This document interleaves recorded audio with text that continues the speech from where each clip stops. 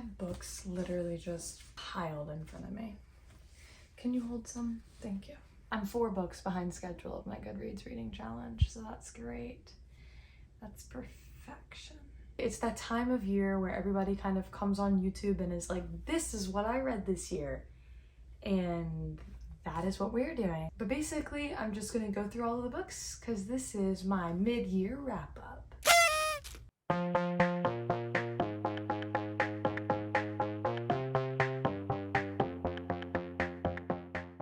Hey guys, welcome back to my channel, or welcome to my channel if you're new. Great to have you here. Hey, hi, hello, how are you? New filming location. This is my bedroom, so the same filming location, I guess, but a different angle. I know that the lighting might not be the best, but I thought this was cuter and cozier for the fact that we were about to be here for a hot minute. For today's video, I'm going to be describing briefly a little bit about the books,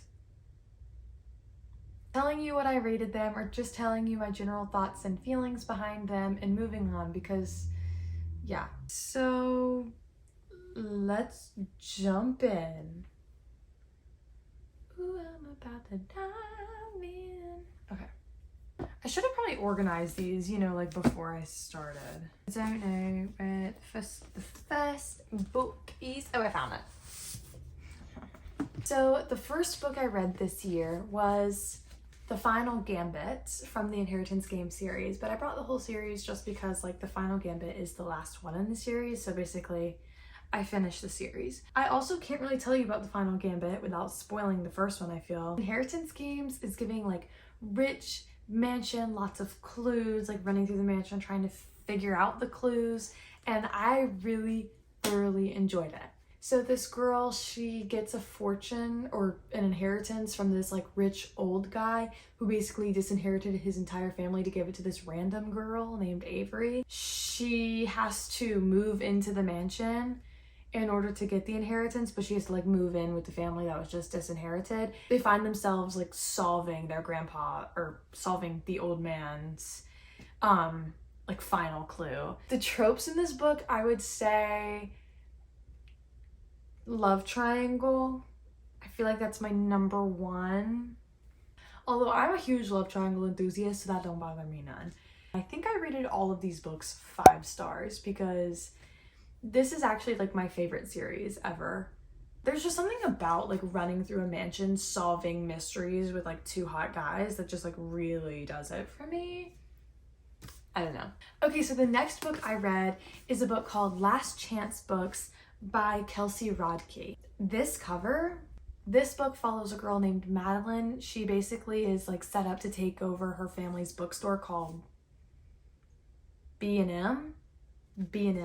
That is until a like brand new bookstore opens across the road, and it's like a chain bookstore. So this is like your independent bookstore versus like your Barnes & Noble type of thing. The business is already not doing well, and then the new bookstore, which is called Prologue, starts like taking business away from B&M. So Madeline tries to sabotage the bookstore Prologue, except that Prologue just so happens to have this really cute, handsome employee named Jasper. I mean, you can only imagine, right? Like it's a little like love thing. I'm gonna be so honest, you guys. I rated this book 1 star. I love the cover and I love the ideas. So maybe it should have been more of a 2-star book, but I just found a lot of the things in it to be super unrealistic. This book has one of those things where it's like all of this tension and all of this drama is solved by like one huge thing that blows up. And it's like the thing that blows up, super unrealistic, super crazy, would never happen, and should not have been used to solve all of the problems in the book. It's not my favorite, but it is really cute. Like the cover is really cute, and a lot of people who read maybe a little bit less critically, or maybe just like this type of stuff, would be super into this book. It is a like YA, cute, fun bookstore book, so maybe you would really be into it. It didn't work for me. Next book I read, which is actually a play, is Much Ado About Nothing. Yes, the cover's missing. It's on my wall right behind me because I love this play. I don't really know how to describe these. Oh, wow. I thought that, like, the cover was on it, and it's just, like, not at all. Like, these are the characters. And my hair, which is cute. I didn't rate a lot of my academic books out of the year, but I will give you a brief summary as to what this book is about. So this is a Shakespeare play. It is a comedy, and I swear it's, like, one of the best things Shakespeare's ever written. If you don't like Shakespeare, I feel like you should maybe still try this play out because it's really funny. The banter is really good. Follows a girl named Hero and a man named Claudio. So there's this prince, his name is Don Pedro, and he's friends with Count Claudio. But he also just so happens to have this like evil brother who's super jealous named Don John. And Don John basically will do anything he can to sabotage. Once you read like one Shakespeare play and get the themes, you can get a lot of the themes. Basically, he wants to sabotage like his brother's reputation. He's jealous, yada, yada, yada. He sets up this deception so that way people will think that Hero is unfaithful. I'm not really describing this that well. There's these two characters, Benedict and Beatrice, and listen, those two have the banter of a lifetime. It's giving very enemies to lovers. I think that even if you don't like Shakespeare, you will like those two characters. The stuff with Claudio and Hero is like super intense, right? Because he thinks, you know, he's been deceived to think that she's cheating on him, and his reaction is absolutely insane, and I can't stand him at all, and I hate him very much. But it's a lot of tea, it's a lot of drama. You might be into it. It's definitely one of the better Shakespeare plays. Moving on. So the next thing I read was Sir Gawain and the Green Knight. I feel like suddenly people are clicking off of the video. Basically, I'm gonna give you like the most basic thing. Sir Gawain is like super faithful. So he makes this deal with this evil Green Knight. And basically it involves a lot of like, you know, beheading and whatnot. So he makes this deal that he can kill the knight.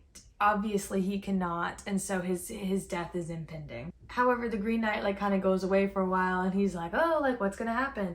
And so he's supposed to go, I think like seek him out or something. All of the scholars correcting me in the comments right now. He's supposed to go seek him out. He finds himself at this like super cool castle that he's never seen before ever, and a lot of crazy magical things happen in the castle. It is super entertaining and it is super fun, and it has a lot of magical elements and a lot of humor. If you're looking for something that is maybe a little bit easier to read, because it's not very difficult to read, maybe something a little bit easier to read and has a lot of magic fantasy elements and is also kind of funny and follows a knight who does not have any common sense, then totally pick up this book. Next thing I read, and I'm just gonna loop them all together even though I didn't read them all at the same time. Next thing I reread the Hunger Games series. Need I say more? Less? Need I say more? When I first read this series, I had a lot of issues with the third book, but now that I've reread the series, I'm like, this is stunning from beginning to end. Spoiler for Mockingjay. Killing Finnick, wrong. Like straight up wrong. Like there was no need, not one single need in this world was there to kill Finnick. I said my piece. I'm not gonna explain a lot of it because you can go watch the movie, but The Hunger Games follows a girl who goes into an arena. Her name is Katniss. Basically, there's this big competition where all of these children from all of the different districts in her dystopian world have to fight to the death. There you go. Teenagers overthrowing the government. Need I say more? If it's a teenage girl overthrowing the government, I'm gonna be there. That's all I have to say. 5 stars to all of these books. I really love them. I do have to say, Ballad of Songbirds and Snakes, I think is the name of that book, I don't really love, but these 3, solid books. I mean, just a solid series. They're not really difficult to read. They are a little lengthy, but it doesn't really feel that long when you're like sitting down and reading through them. It's just unique and it's fun. So if you're looking for something to get you into reading, I know you've probably heard it a million times before, but The Hunger Games really is a great way to go.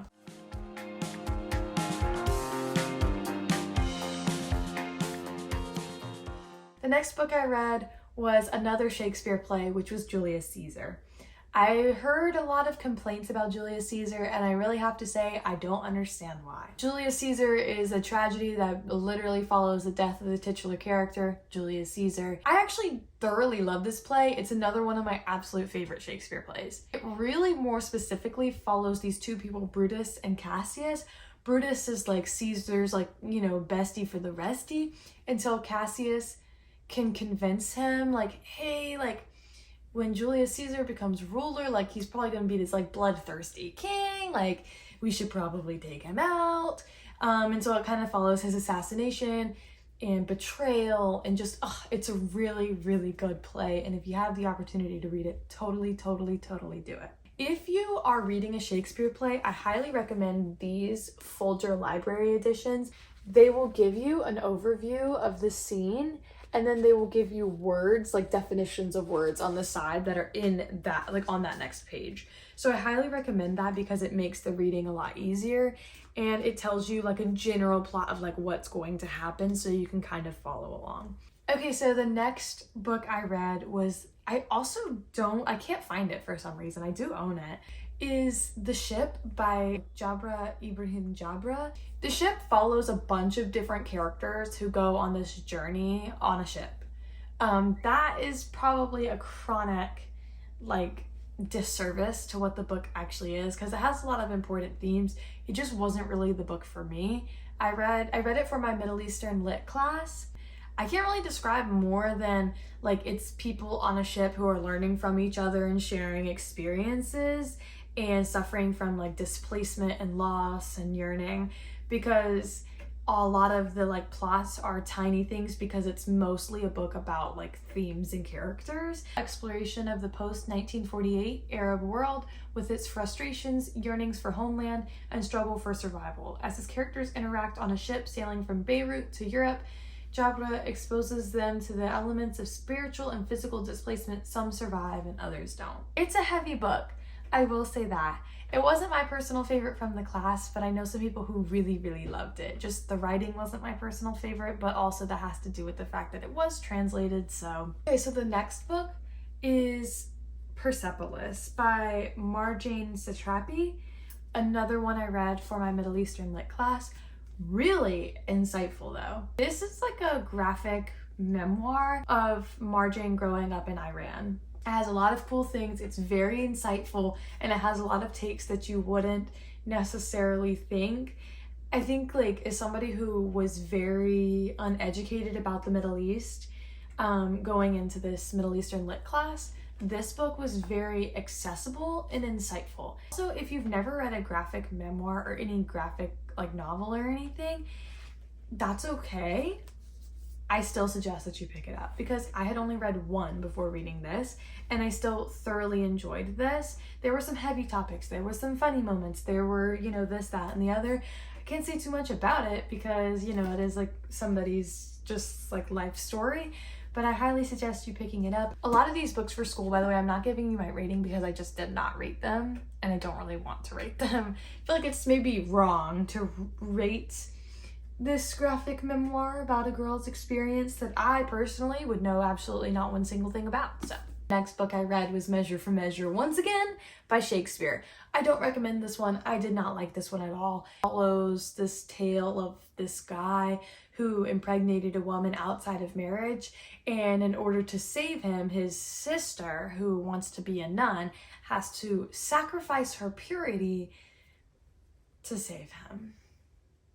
This guy in the position of power, he took over for this other guy who was appointed for a little bit, and he condemns this guy for sleeping with somebody out of wedlock, but then turns around and is the only way you can get this guy out of jail is if you sleep with me. It's just really scummy and gross, and I understand that the point is that it's scummy and gross, so that way it can kind of let you know hey, that's weird. But I just didn't really get there with this one. I didn't really enjoy this play. I don't really recommend this one. Next book I read was Dr. Faustus by Christopher Marlowe. Highly recommend. This is a play. Super funny and super fun. If you can't read it, I highly suggest watching the a Globe Theater production of this one, because it's so good. I have no idea how to describe this book. Okay, I do know what I'm talking about. Sometimes I just get insecure. So this follows a man named Dr. Faustus. Basically, he's super educated. He knows everything, whatever, whatever, whatever. He gets tired of it. He starts questioning religion. And then he's like, the only thing that is still interesting, the only knowledge that I could still gather is magic. So basically, he kind of low-key sells his soul to the devil in order to practice some magic. And Mephistopheles, who is a demon in hell, is like, hey, you don't want to do that, because one day you're gonna have to come to hell, and hell kind of sucks. And Dr. Faustus is like, I don't care, I'll be there. And then of course he goes into like emotional and mental turmoil once he realizes like, yo, I actually gotta go to hell. Some of my favorite things about this book actually is like when Satan shows up, and because Dr. Faustus is like, oh my god, like I gotta stop doing this, like this is so bad. And then Satan shows up and he's like, you want to stop doing this? And Dr. Faustus is like, no, I never said that. I never once would have said that. Never would I have said that. Dr. Faustus is low-key a trip. I'm so sorry, you guys. So the next one is Othello by Shakespeare. When I first read this play, I actually really hated it. Like, I did not like it at all. But I actually also read this one in conjunction, which is American Moor by Keith Hamilton Cobb. And I take back everything I ever said, because this is the most thought-provoking Shakespeare play I read. Period. Othello follows obviously a man named Othello. I think he's like an army general or something like that. It brings up a lot of questions of race and exploitation, because basically nobody respects Othello. He is a black man. He's one of Shakespeare's, like, I think only black characters, but I think he's the only black titular character, but correct me if I'm wrong, because maybe that's wrong. Othello is this black man who's leading this army, and he marries this woman named Desdemona. And her father, who respects Othello as an army general, is like, why would you ever marry that man? You know what I mean? So it calls into question a lot of like exploitation and things like that. Basically, Othello has to pick a lieutenant, and Iago, this man who's been loyal to Othello for a long time, is like, he's gonna pick me, except he does not pick him. He picks this man named Cassio. And then Iago gets really butthurt, and he spends the entire play trying to sabotage Othello, with of course making him think that his wife is cheating on him. It is a tragedy. Great characters like Emilia, who is Iago's wife. Love her. And the friendship between Emilia and Desdemona, everything. You need to read this play. But American Moor is a lot about like black Shakespearean actors. A conversation between Keith Hamilton Cobb, or the actor who's auditioning to play Othello, and then a white director. And it's this like power thing and like discussion about how he wants to play Othello, how he knows is true to play Othello. And the white director is like, you need to play Othello how I think a black man should play another black man. Read these in conjunction. Really amazing, great, thought-provoking. Yes, this is the last Shakespeare play. Macbeth by Shakespeare. I love this play. I love this play. Macbeth follows this man, of course, named Macbeth. And he gets this prophecy by these three witches who are like, you could be in this position of power. You will be in this position of power. And then he tells his wife about it, and then his wife is like, you need to kill this man so you can be in the position of power. So the witches tell him that he's going to become the King of Scotland. He tells his wife, and then his wife is like, you need to kill the King of Scotland. And chaos ensues, right? Because he does kill the King of Scotland, and then there's like ghosts and witches and hauntings and really cool stuff. Like stuff that you don't normally see in Shakespeare, and it's super fun, and it's like just different and a great time. I mean, Macbeth is trying to get away with murder, like, come on.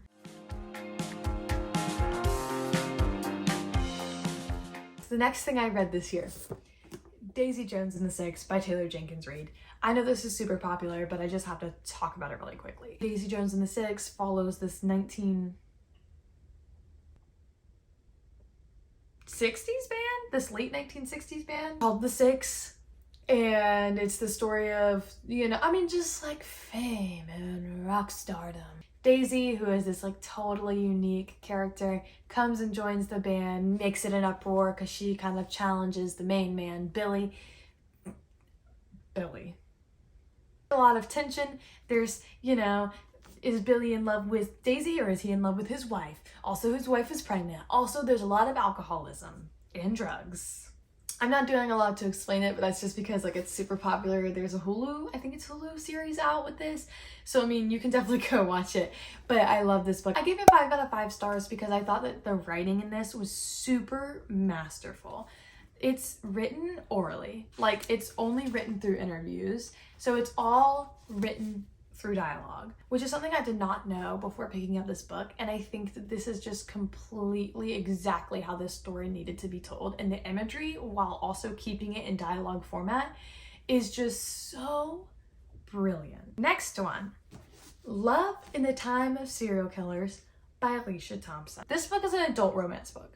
I felt the need to say that. I don't know why. It follows this girl named Phoebe. She's working on her dissertation while also cleaning out her father's home. Her father had passed away, and then she's going home to like clean up her childhood home. She's obsessed with crime, like true crime. She's, I want to say, an English major type of thing, like a PhD candidate for a doctorate in English or whatever. But she's writing a dissertation about like how crime is portrayed in English texts. She's analyzing the true crime genre in her dissertation. She thinks that her next door neighbor, whose name is Sam, is a serial killer.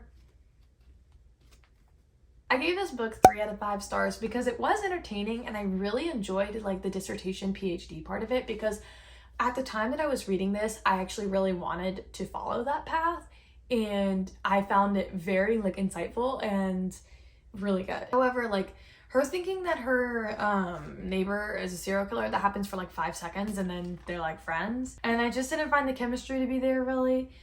And yeah, adult romance really isn't my thing, so maybe you would like this more than I did. I loved the cover though. Super cute cover. Yeah. So the next book that I read is Book Lovers by Emily Henry. I know Emily Henry has like all of the hype, and I think all of the books that I've read this year actually had a lot of the hype. But listen, you need to read this book. I know I just said that adult romance wasn't really my thing. Adult romance really isn't my thing, so maybe you would like this more than I did. But this, she is the exception. She is the exception. The book is about a girl named Nora. She is a literary agent. A long time ago, a million years ago, she pitched this book for a client to an editor. His name is Charlie. He hated it. He was like, absolutely not. He hated it because the setting, he said, was not realistic. Joke's on him though, because... So, oh my gosh, wait, was I not supposed to say that? I just cut out a part because I spoiled it, so... But basically, he rejects the book because he thinks the setting is not realistic. Fast forward, many years later, the book is super successful, and then Nora and her sister are going on a trip to the location of the book where she runs into who? Charlie. This book, I gave it 5 out of 5 stars. This book is super, super funny. So much about like the publishing industry, and it's just so fun and so great. Like there's a lot. If you're interested in writing a book or interested in the publishing industry, read this book. It's super good because like Charlie is an editor. Nora is a literary agent. She wants to become an editor, and it's just good. It's just good. I'm scared for my well-being.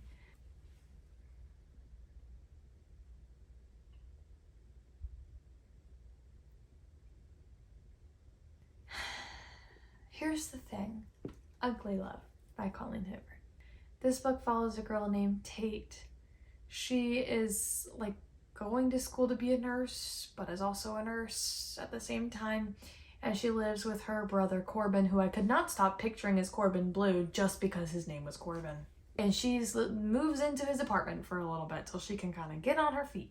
And he has a neighbor whose name is Miles. This is an adult romance book. The plot really is that like Tate and Miles are attracted to each other, but Miles don't want a relationship. Like he doesn't want a relationship. And Tate thinks that she can change him. Here's the thing, I don't want to like attack anybody, but like I don't love this book. I was pleasantly surprised by Colleen Hoover's writing. I thought it was like easy to follow, and yeah, but the plot wasn't super enticing to me. This isn't the kind of book that I would normally read anyway. Like it's not really a book that I would pick up and like. So I'm not gonna like sit here and hate on it for that. But I will say I didn't think the romance was particularly healthy. I didn't think that Tate's, you know, mindset of like, I can change him, I can change him, I can change him was particularly healthy. Like some of the first two things that we see Tate doing is making a sandwich and then washing this man's dishes. So yeah. Also though, I will say like this book is straight up traumatizing. Like the end of this book actually had me traumatized. There were like some, you know, scenes that just were really traumatizing, and I think that people equate crying to this book as it being a great book, and I personally, for me, no. I think like this book is extremely emotionally upsetting because it is traumatizing. I don't, and I can't equate that with being an amazing, great book. If this is one of your favorite books, go for it. It's just, it's not my cup of tea. It's dual point of view.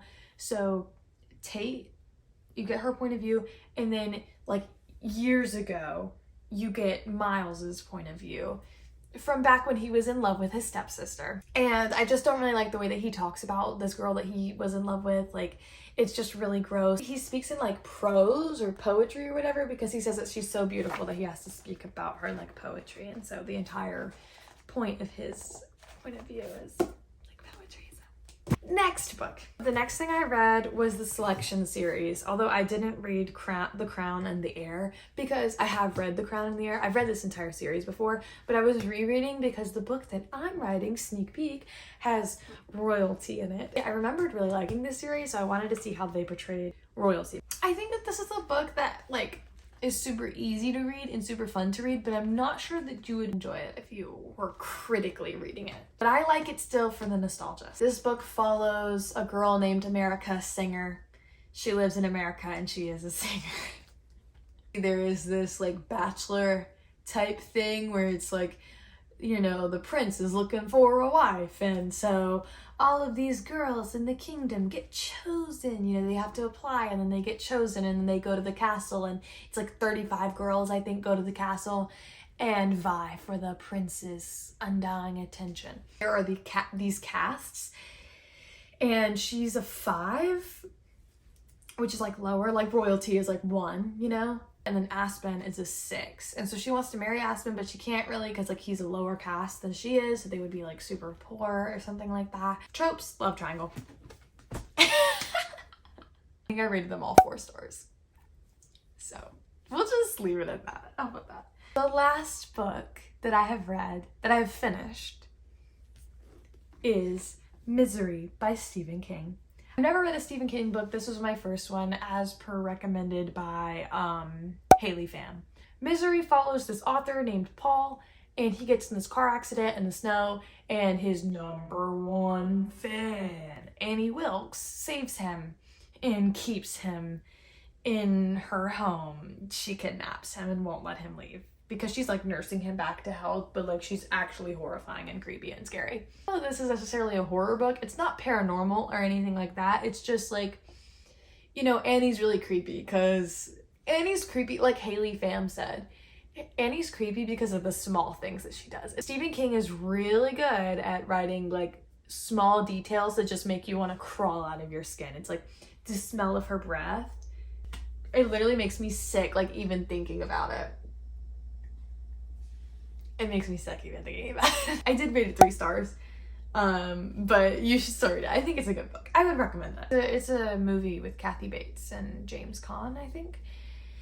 And yeah, I do have to say it's very clear that Stephen King knows his way around the English language. It's very clear that he is a talented author and he's very good with words. But I did find it kind of like some of his ideas a little abstract, and then some of his writing was a little like too smart, I think, and like requires a lot of brain power to understand what he's saying.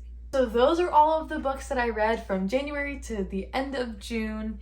Anyway, I hope you enjoyed my ratings and my brief descriptions about these books and what I read this year. I also want to plug my Instagram really quickly just because I just made it. So go follow me on Instagram. It is @AshtonBuyBooks.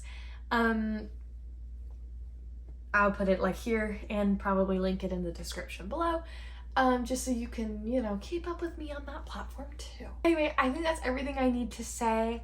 I have tried to commit to an uploading schedule of uploading every Wednesday at 2, so I will catch you guys next Wednesday. at 2 p.m. And I will see you when I see you. Bye.